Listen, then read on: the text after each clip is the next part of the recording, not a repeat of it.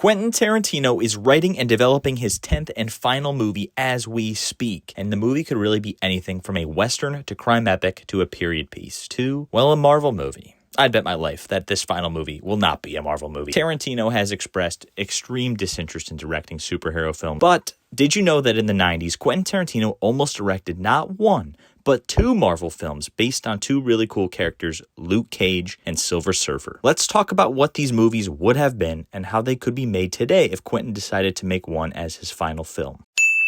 So where does this all come from? Well, let's start with some comments from Quentin about his Luke Cage movie. He said, "I'm a huge fan. I had even considered after Reservoir Dogs doing a Luke Cage movie, but I ended up doing Pulp Fiction instead, so I think I might have made the right choice." And then another quote, "Well, frankly, to tell you the truth, I might be one of the pains in their asses because I love the way the character was presented so much in the 70s. I'm not really that open to rethinking on who he was. I just think that first issue, that origin issue, was so good, and it was really Marvel's attempt to try to do a blaxploitation movie vibe as one of their superhero comics, and I thought they nailed it. Absolutely nailed it. So just take that issue 1 and put it in script form and do that. The Luke Cage Hero for Hire era. That's the era." Based on those comments, QT would adapt Luke Cage Hero for Hire #1 from 1972. However, to achieve that blaxploitation angle that QT would want, and also that kung fu action flick that we know he was just itching to make in the mid-90s, see Kill Bill, I believe Quentin would have adapted also Power Man #50 from 1978, and that's where Luke Cage and Iron Fist meet for the first time. All this being said, here is what I believe would have and still could be Quentin Tarantino's Luke Cage Hero for Hire. Act 1. The opening scene, freeze frame on blood-splattered Luke Cage staring down at a battered Diamondback in Harlem. Cut to black. Harlem, early 1970s. Carl Lucas, ex-gang member turned straight-laced bouncer, narrates his life in voiceover until he's framed for a heroin position by his childhood friend turned gangster, Willis Stryker. Cut to then Seagate Prison. It's a brutal place, it's a hot place, and unfortunately a racist hellhole. Captain Billy Bob Rackham, played by what I would think the late Michael Madsen, Southern fried prison guard, becomes Lucas's main nemesis. Inmates like Shades and Comanche try to recruit Carl into their gang, but of course Carl will resist. We then of course have to incorporate Dr. Noah Bernstein, slick talking with a white lab coat and a Messiah complex, offering Carl a way out, an illegal experiment. So then we'd have some sort of montage, a sterile lab, bubbling chemicals, 70s funk. We'd then have Captain Rackham, of course, sabotage the equipment mid-process. And then instead of dying, Carl comes out some sort of superhuman. First thing he does, smash Rackham's face right into the steel door. He'd then break out of Seagate with flames behind him. Cut to black. Beginning Act 2, we'd have Carl take on the name Luke Cage. Luke for a fresh start, of course, and Cage for never forgetting where he came from. He'd shave his head, rock yellow, and chains. He starts small, helping shop owners, protecting tenants, getting paid. We then get a flashback montage to Reva Connors and this love triangle between her, Luke, and Willis Stryker, aka Diamondback. Of course, she's murdered, unfortunately. Luke would know that Diamondback was behind it, and Luke Cage would have a thirst for revenge. Meanwhile, we'd pick up with Willis Stryker and his rise through Harlem's criminal underworld, rebranded as the infamous Diamondback. The big climactic midpoint would be Luke Cage finally confronting a crew of Diamondbacks at a freedom party thrown by lawyer Jerry Hogarth. It's a trap, of course, and that's where we'd enter Danny Rand, barefoot rich kid turned kung fu killer. He teams up with Cage mid-brawl. This would be an ultra-stylized fight scene, envisioning that end of Kill Bill big fight. Luke, Iron Fist versus a bunch of these goons. The fight ends, and Cage and Danny size each other up. We cut to black. For Act 3, Luke Cage and Iron Fist will become uneasy allies. They'd investigate Diamondback's empire, hitting stash houses, interrogating lieutenants, with Luke Cage wrestling his morality. He would then have a pivotal conversation with what would be revealed as Misty Knight. She would really give him that final hard-hitting talking to with that "you survived the system, now change your life" kind of thing. We'd have this final showdown, Diamondback luring Luke Cage to the rooftop of a Harlem high-rise, maybe the top of the same one that Reva died near. He'll have hostages, traps, monologues, of course. That's obviously what Tarantino's known for, that great writing here. But really just hand-to-hand fist fight, dirty combat. Luke Cage would finally defeat him, but doesn't kill him. We then cut to Luke Cage standing over Reva's grave, Iron Fist beside him. And that's where really there's new beginning for both of these characters begins, as they become the heroes for hire.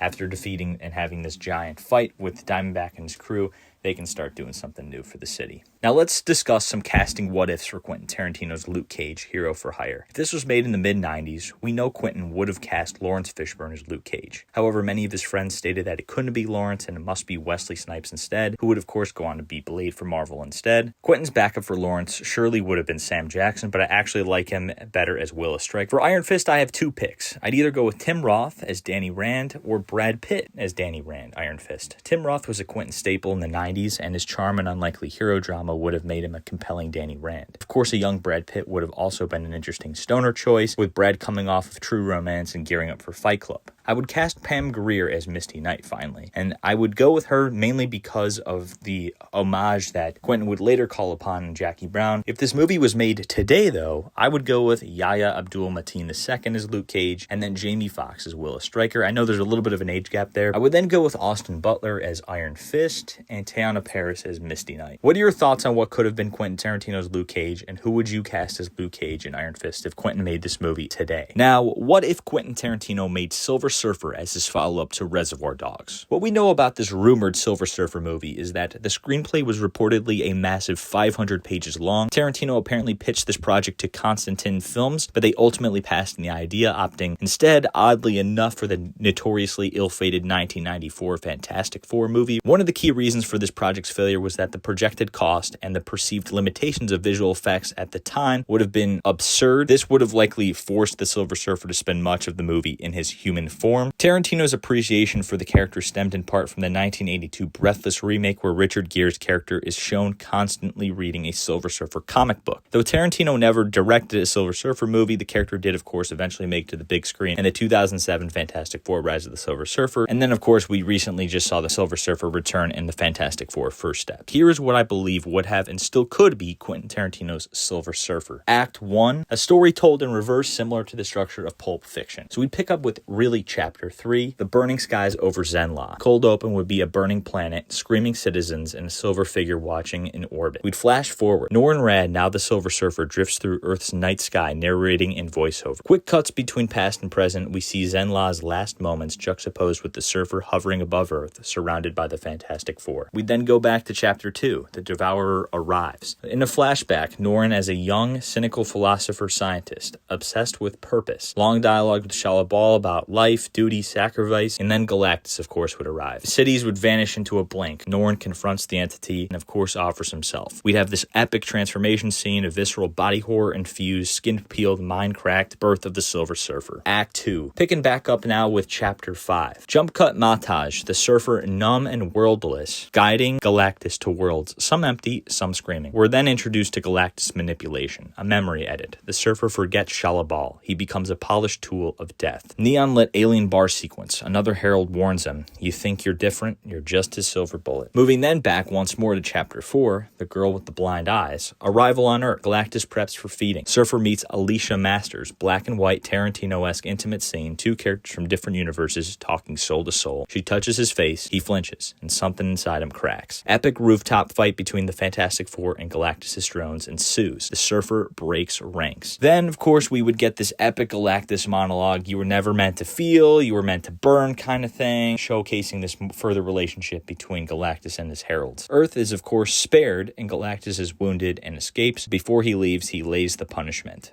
Exile. We then move to Act 3, Exile on Planet Earth. We then pick up, and again, Tarantino style, with Chapter 1 of this entire story. Surfer walks the Earth, literal walking. Desert, cities, oceans. No surfboard, just a man silver-skinned and lost. Long philosophical monologues about humanity, cruelty, and kindness. We would get a Tarantino-style diner scene with the Surfer talking to a trucker about good and evil. A cosmic bounty hunter would try to kill him. In a brutal fight in the Mojave Desert, a Surfer would win, but he's more broken than before. We then would wrap this up with the true final end of this movie, Chapter 6, No Way Home, No Way Back. The Surfer would briefly escape Earth and make a visit to Zenla. Finds it preserved but empty. Shalabal doesn't remember him, and that's the big twist. Galactus altered more than just his mind. He also altered her mind. In a rage, he confronts the Watcher. The Watcher offers no answer, only a mirror. He asked to be changed, the cosmos obliged, and that's where the Surfer would make his big pivot and return to Earth voluntarily. The final shot, Silver Surfer would rise above the planet, but instead of fleeing, he soars into the stars. Now let's discuss some casting what-ifs for Quentin Tarantino's Silver Surfer. If this was made in the mid-90s, I would have went with either Bruce Bruce Willis as Norrin Rad or Keanu Reeves as Norrin Rad, Silver Surfer. They both have different styles, of course, but would bring that odd intensity and curiosity to the Surfer role. I would also believe them both as Silver Alien. I would go with Uma Thurman as Shala Bal. This would be a pretty small role for her. We know he would collaborate with her on Pulp Fiction and Kill Bill, so it would kind of make sense. And oddly enough, I would go with Harvey Keitel as Galactus, which sounds like absolute crazy sentence to say out loud, but I feel like they would work well together, and especially during that time. And then as the Fantastic Four in what would really just be cameo roles for that kind of one chapter there, I would go with George Clooney as Reed Richards, Gwyneth Paltrow as Sue Storm, Brad Pitt as the Human Torch, again back to Brad Pitt, and Chris Penn as the Thing. And that other sequence, which again would be pretty pivotal with Alicia Masters, I would go with Kerry Washington as Alicia Masters. You know, what's funny about that is, of course, you know, she played Alicia Masters in the Tim Story Fantastic Four movie. I think she's a really great pick. Then if this movie was made today, I would cast once again Austin Butler. I think he's a very versatile actor. See like Dune 2, Part 2 if you're, you know, only familiar with him from Elvis. I also think Rami Malek as Norrin Rad could be interesting. He's kind of been waiting for that big break. I'd go with Anya Taylor-Joy as Shala Bal, and then I would do Kurt Russell as Galactus. I know, kind of ironic because he played Ego the Living Planet in Guardians of the Galaxy Volume 2. And then as the Fantastic Four in those cameo roles, I would go with Leonardo DiCaprio as Reed Richards, Margot Robbie as Sue Storm. In a kind of bizarre pick, I would go with Timothée Chalamet as Human Torch. I